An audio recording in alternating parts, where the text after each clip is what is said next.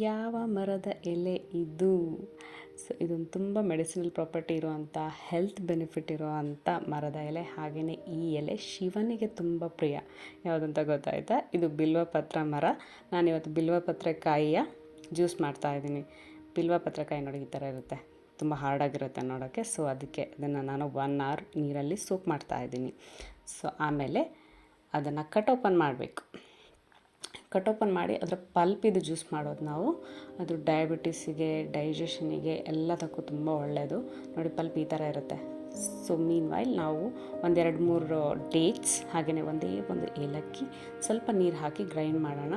ಇದು ಸ್ವೀಟ್ನೆಸ್ಸಿಗೂ ಆಗುತ್ತೆ, ಹಾಗೆ ಡೇಟ್ಸಲ್ಲಿ ಐರನ್ ಕಂಟೆಂಟ್ ಕೂಡ ಇರುತ್ತೆ, ಎನರ್ಜಿ ಚೆನ್ನಾಗಿ ಬರುತ್ತೆ. ಸೊ ನಾನು ಬಿಲ್ವಪತ್ರೆದು ಪಲ್ಪ್ನ ನೀರು ಹಾಕಿ ಚೆನ್ನಾಗಿ ಗ್ರೈಂಡ್ ಮಾಡಿ ಫಿಲ್ಟರ್ ಮಾಡ್ಕೊತಾ ಇದ್ದೀನಿ.